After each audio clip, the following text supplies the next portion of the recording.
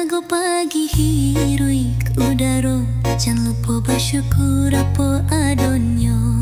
Nikmati kopi di pagi ko, jangan santai saja hidupku.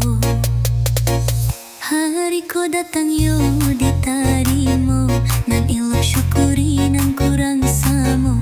Indah paralu banyak berpikir, hidup apa adonyo hati bahagia.